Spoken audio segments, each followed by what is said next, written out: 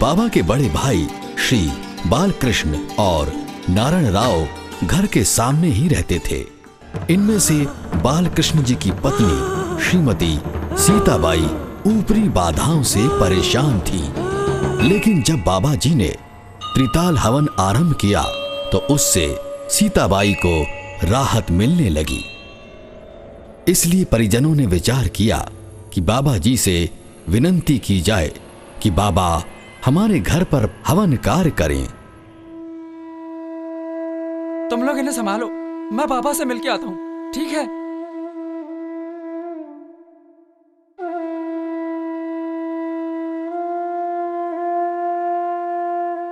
कहिए, कैसे आना हुआ? बाबा, आप तो जानते ही हैं कि सीताबाई ऊपरी बाधाओं से परेशान हैं। कितना समय बीत गया है बाबा।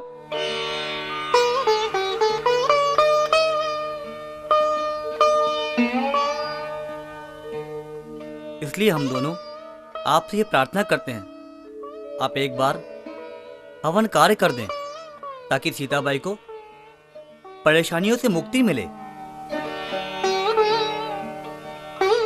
और हमारे दुख भी दूर हों। ठीक है, मैं हर दिन शाम को एक समय का हवन लगातार 11 दिनों तक करूंगा।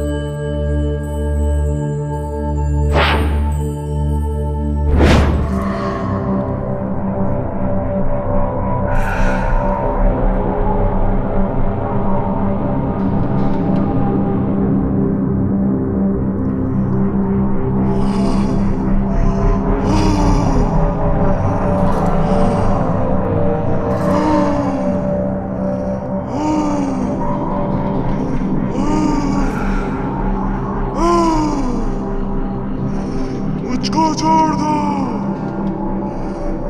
मैं तुम्हें बर्बाद कर दूंगा। तुम क्या समझते हो तू मुझे पकड़ लेगा?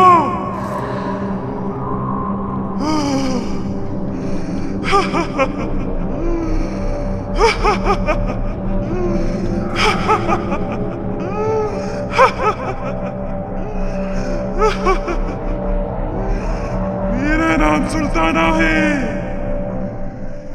तू मुझे अभी जानता नहीं। मैं इमली के पेड़ पे रहती हूँ। इसने मुझे उजाड़ा है, मैं इसे उजाड़ दूंगी।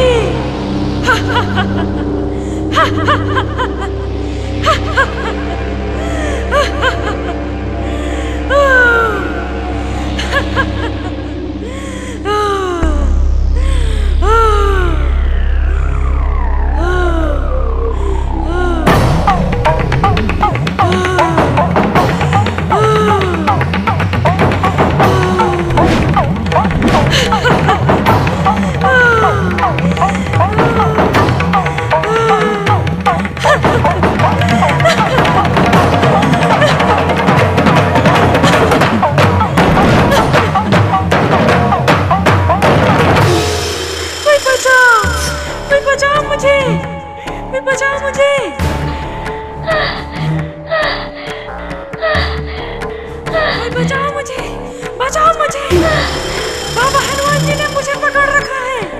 कोई बचाओ मुझे, वो मुझे हवन में डाल रहे हैं। कोई बचाओ मुझे, मैं जल्दी जा रही हूँ।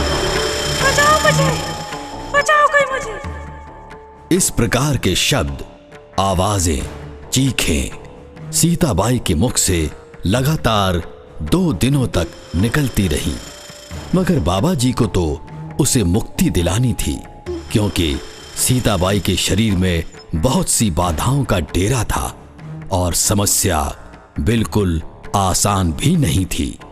सीताबाई को असहनीय तकलीफें हो रही थी। बचाओ मुझे कोई, वो मुझे हवन में डाल रहे हैं। बचाओ, बचाओ कोई, बचाओ, देखो मैं जली जा रही हूँ। मुझे बचाओ, मुझे बचाओ कोई।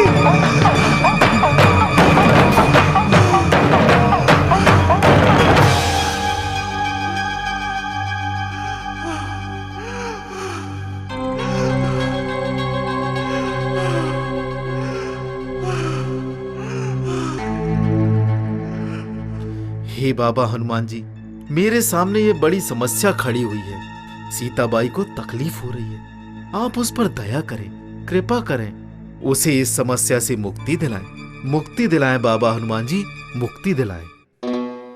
मैं पार्वती हूँ। बाबा हनुमान जी मुझे कैलाश बुलाने आए और कहने लगे,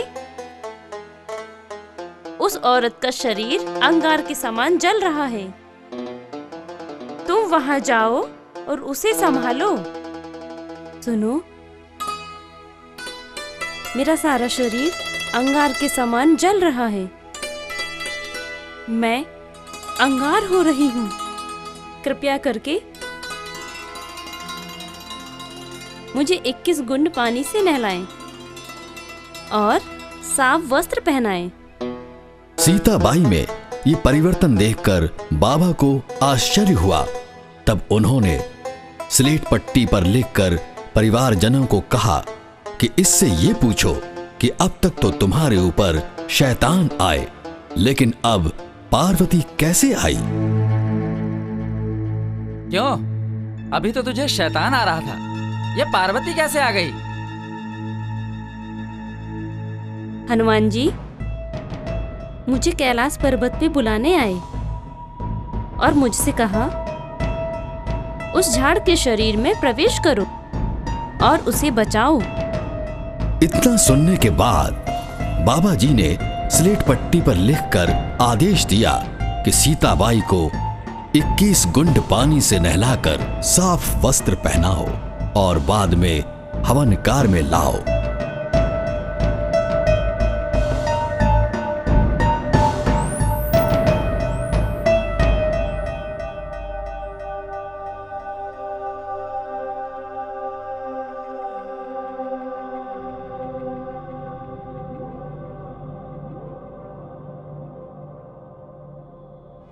बाबा के आदेशानुसार सीताबाई को 21 कुंड पानी से नहलाकर उसे साफ वस्त्र पहनाए गए।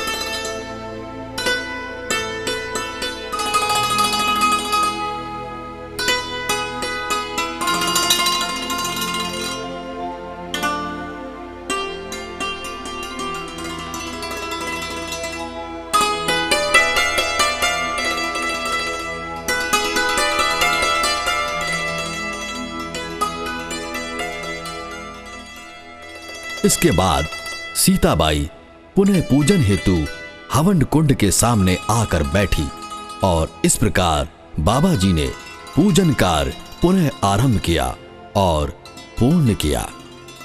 हनुमान जी के आशीर्वाद, कृपा और बाबा जी के अथक परिश्रम का प्रसाद पाकर वो पूर्ण स्वस्थ हुई और उस दिन से सीताबाई के शरीर में कोई बाधा नहीं आई।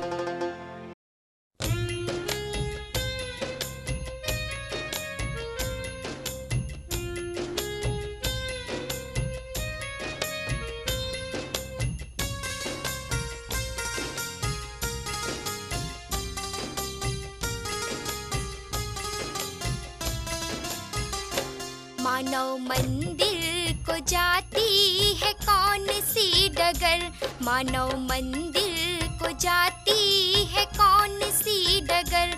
ढूंढती मैं फिरूं कुछ ना आता नजर, ढूंढती मैं फिरूं कुछ ना आता नजर। मानव मंदिर को जाती है कौन सी डगर, मानव मंदिर को जाती है कौन सी डगर।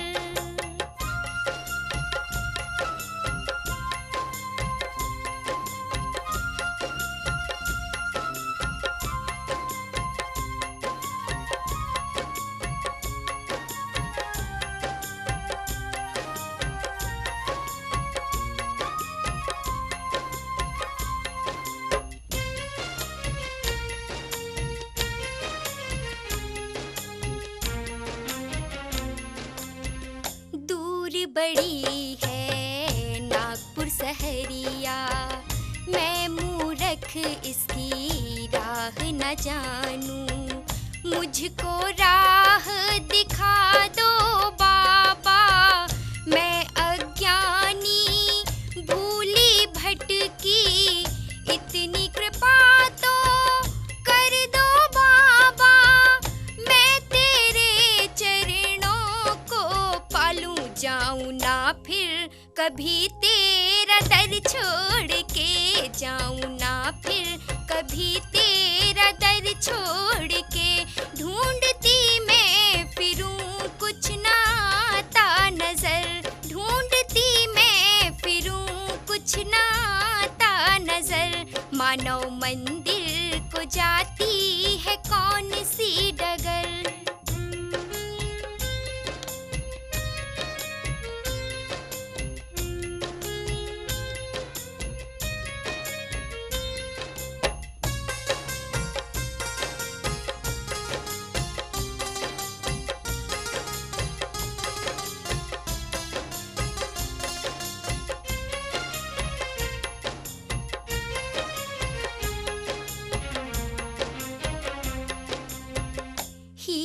मोती लाल न चाहूं, इस जग के जंजाल को त्यागूं। हर लो बाबा मन का अंधेरा, कर लो बाबा हृदय में डेरा। नाम तुम्हारा गाते गाते जीवन का तट आते आते तेरी चौखट पे आऊं ये जग छोड़ के, तेरी चौखट पे आऊं ये जग छोड़ के। ढूंढती मैं फिरूं कुछ ना आता नजर, ढूंढती मैं फिरूं कुछ ना आता नजर। मानव मंदिर को जाती है कौन सी डगर।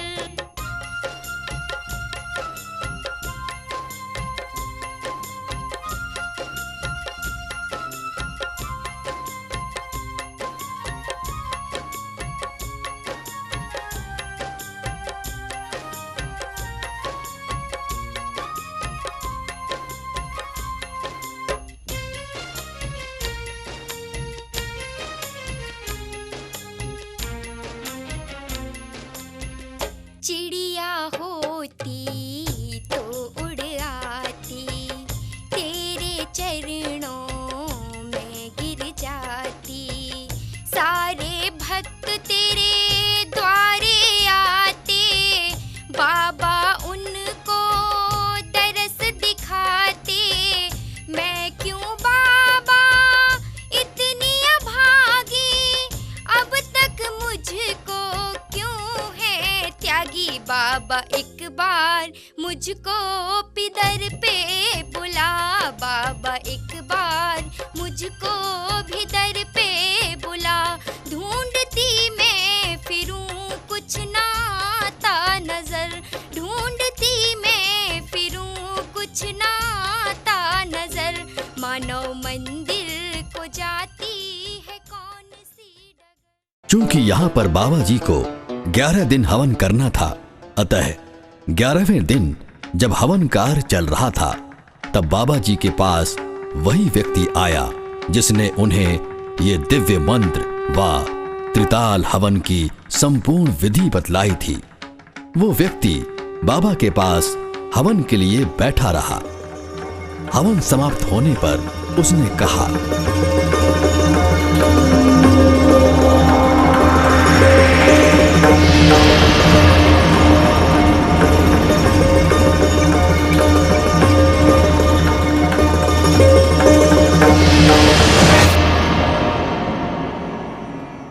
बाबा जी, आपके इस हवन कार्य के दौरान मुझे बड़ा अनोखा अनुभव हुआ। मैं जिस जगह पर बैठा हुआ था, यह स्थान आपके हवन कार्य के दौरान जोर जोर से हिल रहा था, लेकिन हवन समापन हेतु जैसे ही आपने अंतिम आहुति दी, यह स्थान हिलना बंद हो गया। हाँ बाबा, जय हो बाबा की।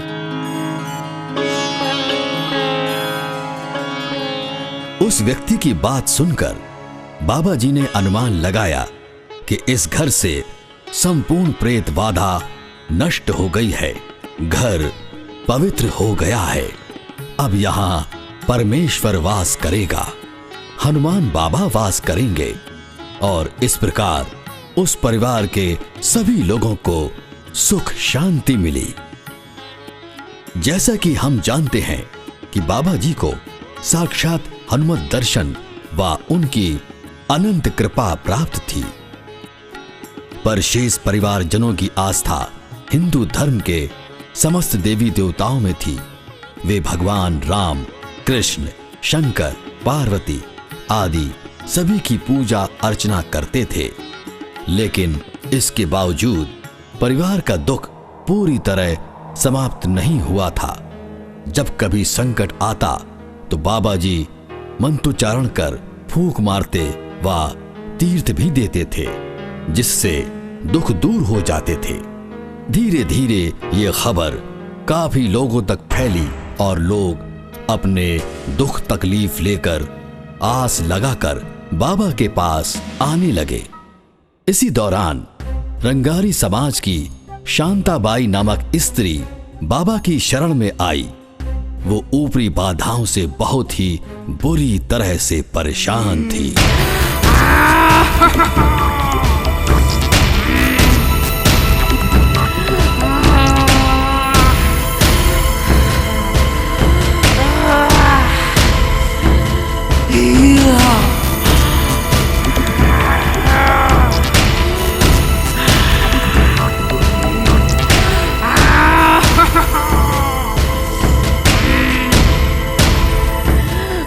ऊपरी बाधा का उस स्त्री के ऊपर इतना ज्यादा प्रकोप रहता है कि वो स्त्री आवेश में आने पर स्वयं के गारों का मांस अपने ही हाथ के नाखूनों से खरोचती और खा जाती है, जिससे उसका चेहरा भयावह दिखाई देने लगता है।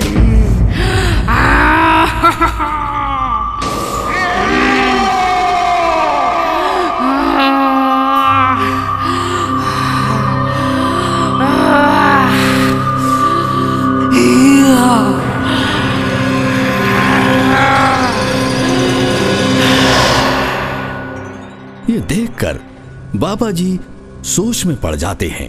इस महिला की तकलीफ और हालत अब देखी नहीं जाती। ना जाने क्यों बाबा हनुमान जी इस दुखियारी पर तरस नहीं करते। एक महान शक्ति इस कल्पना रूपी शक्ति को मात क्यों नहीं देते। अब मुझे 42 दिन हवन करना होगा, तभी इस दुखियारी को आराम मिलेगा। अरे बाबा, ये हवन सब झूठा। वो देख, कृष्ण हवा में खड़ा है। वो देख, हवन में खड़ा है। वो देख, हनुमान जी पाताल में खड़े हैं। 10,000, 20,000, 50,000 भूतों को पूंछों में बांधकर हवन में जला रहा है। वो देख वो देख।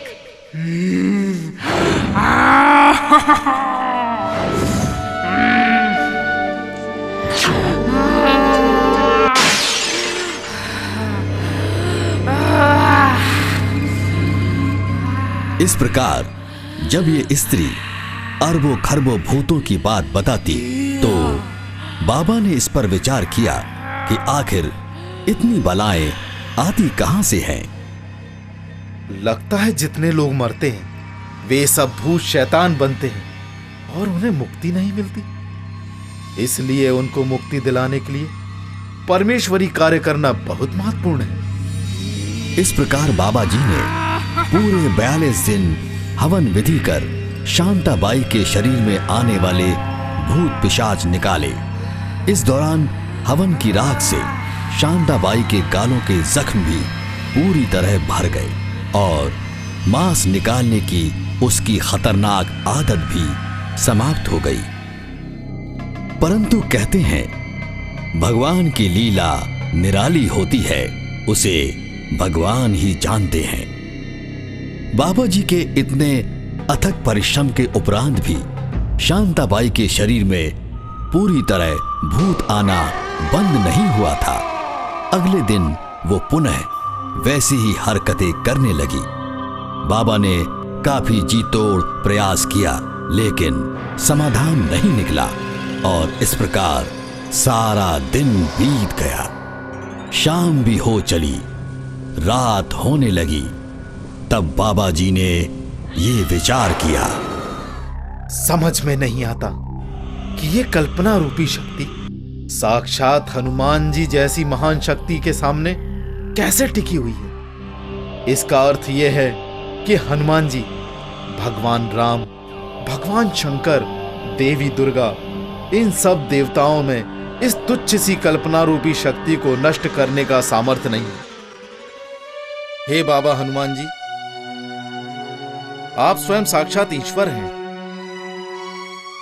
आपने समस्त देवी देवताओं से मेरा साक्षात्कार कराया है।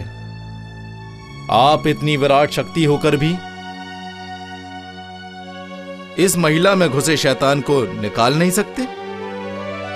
यदि आप ऐसा नहीं कर सकते तो आप स्वयं मुझे ऐसा बतलाएं कि ऐसी कौन सी शक्ति है जो इन शैतानों को एक ही पल में निकाल देगी।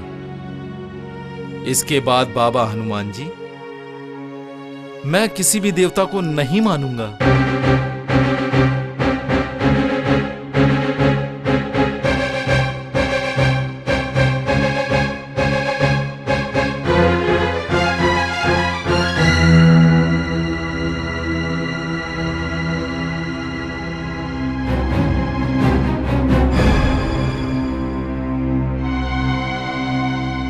शांताबाई, ये आखिरी फूंक है, अब कभी नहीं आना।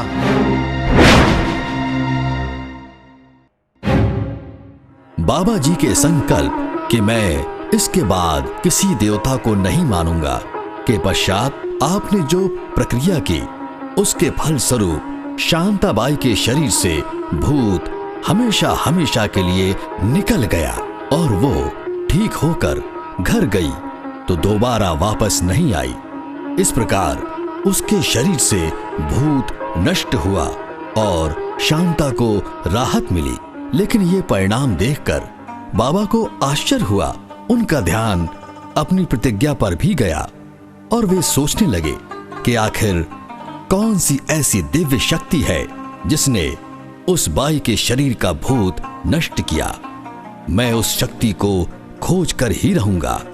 और इस प्रकार से बाबा जूमदेव जी को एक भगवंत प्राप्ति का मार्ग मिला जो आगे जाकर बाबा जी के अनुयायियों के लिए एक दिव्य सिद्धांत व संदेश बना।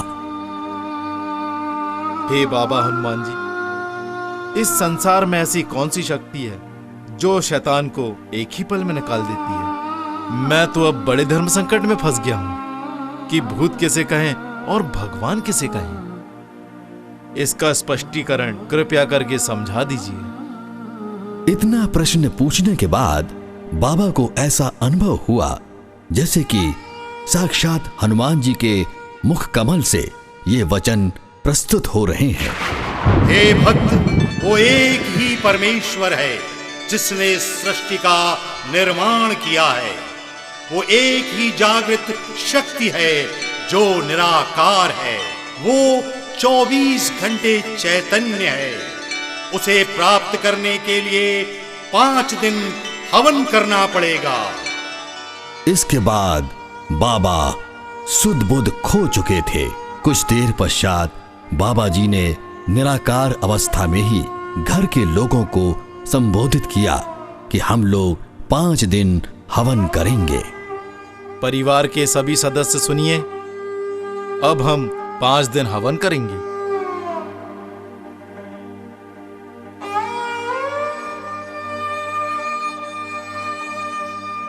बीस अगस्त सन 1948 की श्रावण माह की प्रतिपदा तिथि दिन शुक्रवार को सायंकाल में बाबा जी ने इस दिव्य हवन की शुरुआत की। 5वें दिन हवन समाप्त होते ही बाबा का तादात्म्य ईशलोक से ब्रह्मलोक में स्थापित हो गया। वे देहमान भूल गए और निराकार अवस्था में आए और इस अवस्था में बहुत आक्रांत होकर रोने लगे। मैं कहां आ गया? घर वालों, मेरी बात सुनो, मैं कहां आ गया हूं? सेवक भगवान बन गया? बाबा, बाबा, आप चुप हो जाओ बाबा, आप शांत हो जाओ। हवन समाप्त होते ही पुनः बाबा का शरीर घूमने लगा। उनका ब्रह्मांड चढ़ा और वे निराकार स्थिति में आए। कुछ समय बीतने के बाद उनके मुख कमल से ये उद्गार निकले।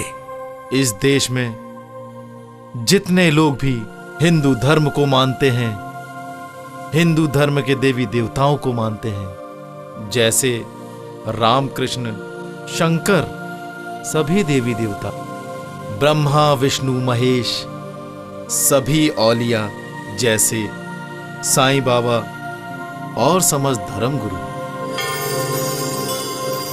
इस प्रकार विश्व के समस्त देवताओं का परिचय बाबा को प्राप्त हुआ। इनमें शेषनाग भी थे। ये संपूर्ण क्रिया पूरी होने के बाद बाबा के शरीर में एक भगवान आए और उस समय बाबा के श्रीमुख से ये उद्गार निकले। मैं सबका एक भगवान हूं। सेवक, तू मुझे कहां ढूंढ रहा है? मैं 24 घंटे तेरे पास हूं। जिस क्षण मैं तुझसे दूर जाऊंगा, तेरा शरीर मृत हो जाएगा। तब बाबा को लगा कि मैं कितना पागल हूं। भगवान मेरे पास होकर मैं उसे ढूंढ रहा हूं। और इस प्रकार उस दिन बाबा जी के मुख से अनेक दिव्य वचन प्रकट हुए। मैं कितना पागल हूं। भगवान मेरे पास है और मैं उसे ढूंढ रहा हूं। परिवार के लोग सुनो, इस परिवार के समस्त सदस्य सभी भगवानों की पूजन बंद करके सिर्फ एक ही भगवान की पूजन करें। श्री भगवान बाबा हनुमान जी की पूजन करें। जय भगवान बाबा हनुमान जी की। और इस आदेश के बाद सभी परिजनों ने बाबा को आश्वासन दिया कि आज से हम सब एक ही भगवान को मानेंगे। और उसी दिन घर में सभी देवताओं की पूजा बंद हुई, मंदिर जाना बंद हुआ। इस प्रकार बाबा ने एक भगवान की प्राप्ति की जो विधि आरंभ की, श्रावण पक्ष की षष्ठी तिथि होने के कारण प्रत्येक वर्ष इसी दिन समस्त सेवक एक भगवंत का प्रकट दिन के रूप में अपने अपने घर हवन कार्य कर इस शुभ दिन की याद में मनाते हैं। इस मान्यता के साथ कि ये मानव धर्म का सबसे बड़ा त्योहार है। और इसी शुरुआत के दिन से ही हमारे बाबा जी हनुमान जी को अपना गुरु मानने लगे। महान त्यागी बाबा जूमदेव एक भगवान प्राप्ति के उपरांत लगातार विदेह अवस्था में रहे। ये एक ऐसी अवस्था होती है जबकि साधक देह में रहकर भी देह से बहुत ऊपर चेतना के स्तर पर अवस्थित होता है। इसी अवस्था को समाधि अवस्था भी कहा जाता है। जब काफी दिनों तक बाबा इसी अवस्था में रहे तो चिंतित परिवारजनों ने उनसे प्रार्थना की, हे भगवान बाबा हनुमान जी, सेवक की यह स्थिति कब तक रहेगी? आपको आपका भाई इतना प्यारा था, आपको इतनी हमदर्दी थी, तो आपने उसे भगवान की सेवा में क्यों भेजा? उस समय आपने उन्हें रोकना था। अब सेवक भगवान का हो गया, ना किसी का रहा और भगवान सेवक का हो गया। मेरा सर सेवक का धड़ और सेवक का सर मेरा धड़ हो गया। इस तरह दोनों की आत्मा एक हो गई। सेवक भगवान बन गया। इसलिए सेवक अब एक ही समय थोड़ा सा सादा भोजन करेंगे, जिसमें दाल, चावल, सब्जी और घी होगा। और कोई भी महिला घर की हो या बाहर की हो, उसकी छांव सेवक पर ना पड़े, नहीं तो सेवक कहीं का नहीं रहेगा, जिंदा नहीं रहेगा।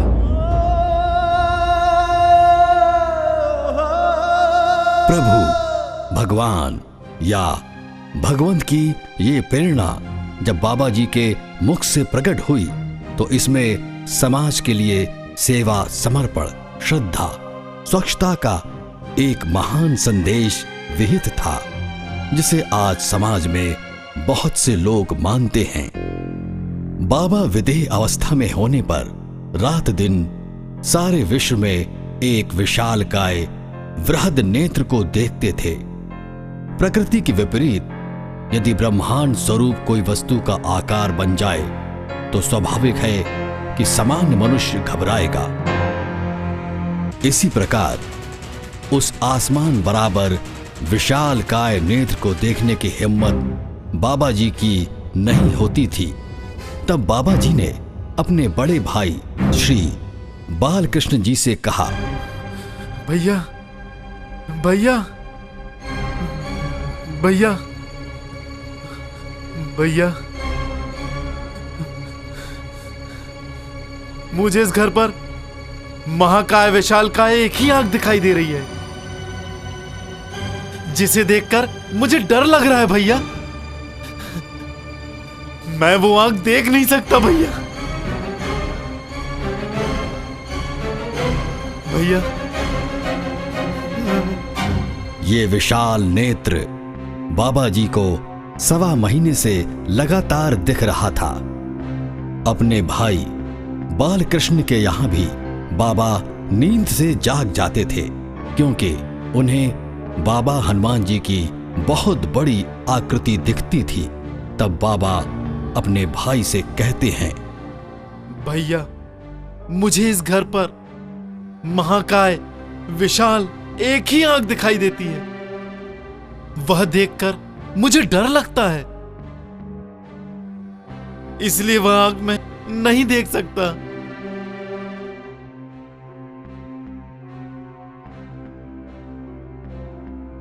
भैया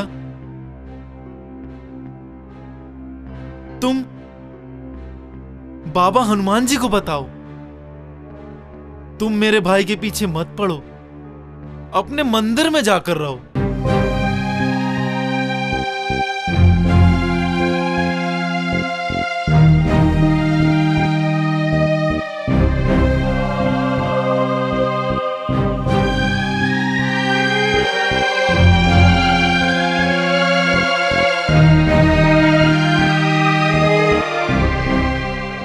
हे बाबा हनुमान जी, मैं आपसे विनती करता हूं, आप मेरे भाई के पीछे मत पड़ो। उसका परिवार है, उसकी अपनी जिम्मेदारियां हैं। हे प्रभु, दया करके उसे आजाद करने की कृपा करें। इस अवस्था में लगभग 3 महीने बीतने के बाद एक दिन बाबा ने अपने परिवारजनों को निराकार बैठक में मार्गदर्शन इस प्रकार दिया। आप सब लोग ध्यान से सुनो। सभी लोग मिलकर 3 माह तक भगवान से विनती करो, हमारे भाई की यह अवस्था समाप्त कर उसे गृहस्थी में रखें। जय बाबा हनुमान। बाबा के कहे अनुसार घर के सभी लोगों ने 3 माह लगातार सूर्योदय के पूर्व एक भगवंत के नाम से अगरबत्ती व कपूर लगाकर विधि अनुसार विनंती की। 3 माह पूर्ण होने पर दूसरे दिन हवन कर उसकी समाप्ति की और उसी दिन बाबा होशो हवास में आए। उनकी विदेह अवस्था समाप्त हुई और इसी के साथ उनका लगभग 3 वर्ष का प्रज्ञातवास भी समाप्त हुआ। इसके बाद बाबा की कीर्ति चारों ओर फैलने लगी। दूर दूर से आकर लोग उनके सेवक बनने लगे। महान त्यागी बाबा जूमदेव जी को विदेह अवस्था में एक भगवंत प्राप्ति की साधना के दौरान परमेश्वर ने 4 वचन प्रदान किए और यही वचन बाबा जी ने भगवत प्राप्ति के लिए, निष्काम कर्म योग साधने के लिए और मानव जीवन में सफल होने के लिए 4 तत्वों के रूप में प्रदान किए।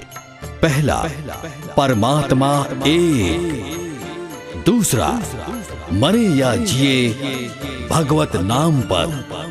तीसरा, दुखदारी दूर करते हुए उद्धार।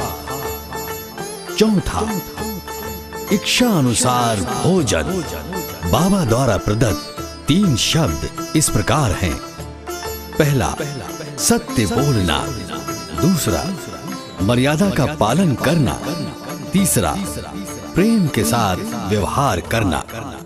वर्तमान संदर्भ में देखा जाए तो बाबा द्वारा प्रदत्त ये 3 शब्द इतने प्रासंगिक हैं कि यदि मानव मात्र इन्हें अपना ले तो जीवन स्वर्ग सा बन जाए। इसी प्रकार 5 नियम दिए जो इस प्रकार हैं। पहला, ध्येय से एक भगवंत मानना। दूसरा, सत्य, मर्यादा, प्रेम सेवकों और परिवार में स्थापित करना। तीसरा, अनेक बुरे व्यसन बंद करना जिसमें वर्तमान समय की सारी बुराइयां शामिल हैं। चौथा, परिवार और सेवकों में एकता कायम करना। 5वां, मानव मंदिर सजाने के लिए दान देना, अपना परिवार मर्यादित रखना इत्यादि। महान त्यागी बाबा जूमदेव जी ने एक परमेश्वर प्राप्ति के बाद मानव धर्म स्थापन किया। नया धर्म होने से उन्होंने लगातार 56 वर्षों तक दिन रात इस मार्ग का प्रसार करने के लिए गांव-गांव दौरा किया।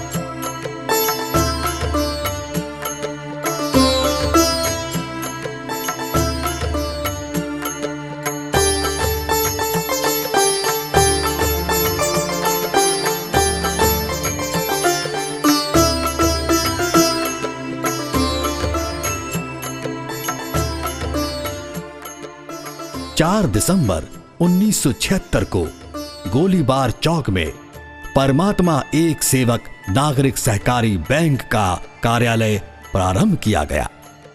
तत्कालीन महाराष्ट्र राज्य के सहकार मंत्री श्री रामकृष्ण जी बेत की अध्यक्षता में और Shri VM Joglekar retired director Maharashtra राज्य सहकारी बैंक मुंबई की प्रमुख उपस्थिति में बैंक के संस्थापक महान त्यागी बाबा जूमदेव जी के बैंक का उद्घाटन संपन्न हुआ।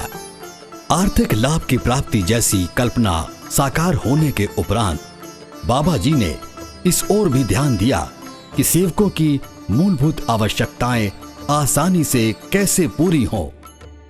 विकास के इस क्रम में 1 अक्टूबर 1978 को बाबा जी के मार्गदर्शन और आशीर्वाद से वह विदर्भ बुनकर सहकारी संस्था नागपुर के अध्यक्ष सोमाजी बाबूराव जी बुर्डे की अध्यक्षता में उद्घाटन व डेयरी के कार्य की नियमानुसार शुरुआत हुई। इसके बाद दिसंबर 1978 में इसी क्षेत्र के 27 सेवकों को परमात्मा एक सेवक नागरिक सहकारी बैंक नागपुर से 75,000 रुपए की भैंसें वितरित की गई। इस संस्था की इतनी जोरदार प्रगति हुई कि केवल 6 महीने में अर्थात मार्च 1979 में संस्था ने स्वयं का कुआं बनवाकर कर्मचारी निवास स्थान भी बनाया। बाबा जी के आशीर्वाद के फलस्वरूप संस्था ने दिन दूनी रात चौगनी तरक्की की, जिसे देखकर महाराष्ट्र शासन ने 75% अनुदान पर 28,000 रुपयों की मिल्को टेस्टर यानी फैट परीक्षण मशीन प्रदान की। मानव सेवा के इस क्रम में इसके बाद दुग्ध उत्पादक सहकारी संस्था धोप का उद्घाटन बाबा जी के इकलौते पुत्र डॉक्टर मनु ठुपरीकर के कर कमलों से संपन्न हुआ। बाबा जी के सेवकों की संख्या को ध्यान में रखते हुए किसी भी कार्यक्रम को करने हेतु कोई भी जगह किराए से लेने पर छोटी पड़ती थी, इसलिए मंडल के सेवकों के सहयोग से मानव मंदिर बनाने का संकल्प पूज्य बाबा जी के मार्गदर्शन में 15 फरवरी 1980 को लिया गया। लगातार 2 वर्षों तक सेवकों की अथक मेहनत, प्रयास व लगन से संपूर्ण भवन यानी मानव मंदिर निर्मित हुआ, जिसका वास्तु पूजन 25 नवंबर 1986 को महान त्यागी बाबा जूमदेव जी के कर कमलों से संपन्न हुआ। प्रत्येक वर्ष प्रगट दिन यानी 15 अगस्त को वार्षिक हवन एवं 15 नवंबर को सामूहिक हवन कार्य भवन में किया जाता है, जिसमें लगभग 20-25 हजार सेवक एकत्रित होते हैं। उस समय परम पूज्य परमात्मा एक सेवक मंडल नागपुर से संबंध रखने वाले अनेक गरीब लोग चिकित्सा साधनों से वंचित थे।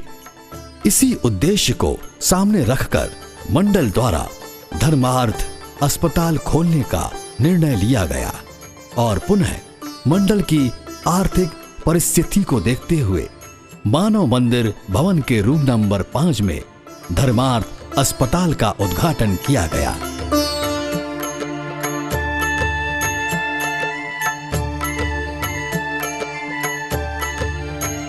इस प्रकार महान तपस्वी, योगी, साधक, त्यागी बाबा जूमदेव जी अपने आराध्य हनुमान जी के अनन्य भक्त बनकर मानवता की सेवा में ताउम्र समर्पित रहे और समय की परिधि को स्वीकार करते हुए श्री हनुमान जी का ये अनुपम भक्ति पुंज उन्हीं के दिव्य स्वरूप में समाहित हो गया।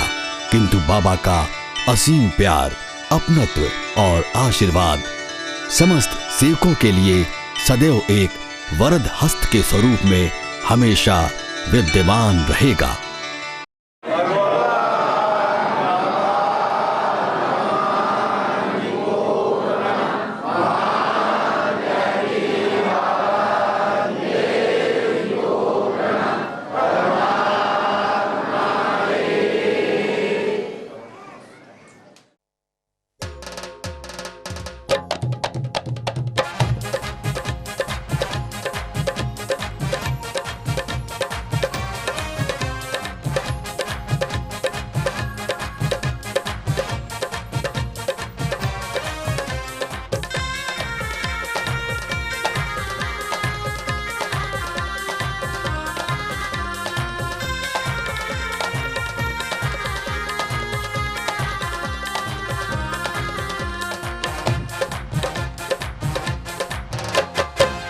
बाबा जुमदेव के द्वारे भक्त सब नाच रहे।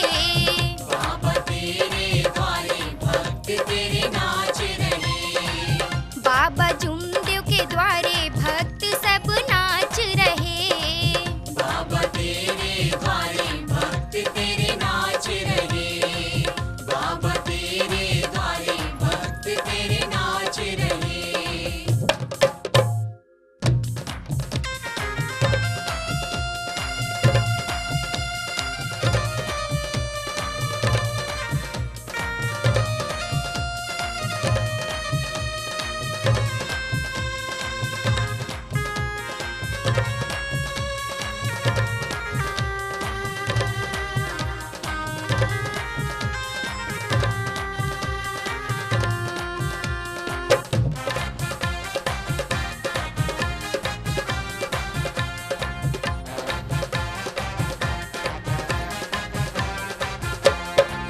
झूमे धरती झूमे अंबर। झूमे धरती झूमे अंबर।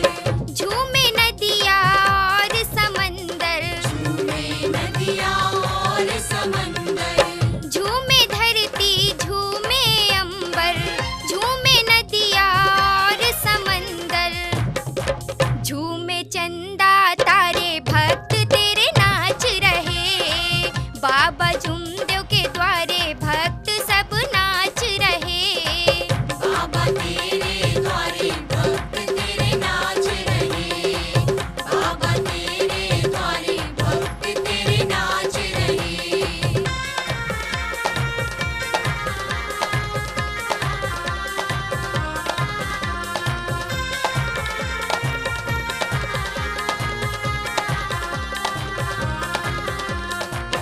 बाजे ढोल और शहनाई। बाजे ढोल और शहनाई। बाबा सजी तेरी अंगनाई। बाबा सजी तेरी अंगनाई। बाजे ढोल और शहनाई। बाबा सजी तेरी अंगनाई। गूंज रहे झंकारे भक्त तेरे नाच रहे। बाबा जुमदेव के द्वारे भक्त सब नाच रहे। बाबा तेरे द्वारे भक्त तेरे नाच रहे। बाबा तेरे द्वारे भक्त तेरे नाच रहे।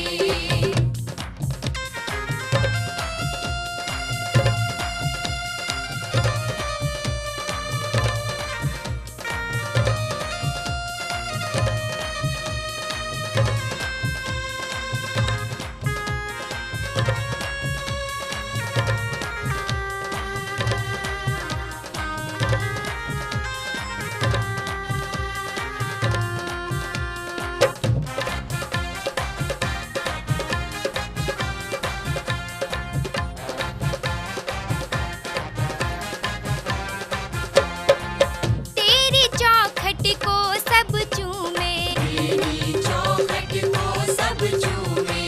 छोटे बड़े यहाँ सब झूमे। छोटे बड़े यहाँ सब झूमे। तेरी चौखट को सब चूमे। छोटे बड़े यहाँ सब झूमे। दूर से भक्त पधारे भक्त तेरे नाच रहे। बाबा तेरे द्वारे भक्त सब नाच रहे।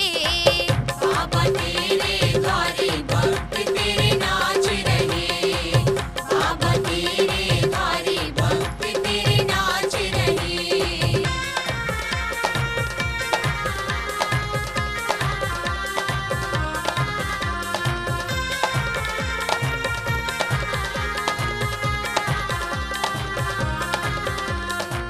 बहे पवन पावन पुरवाई।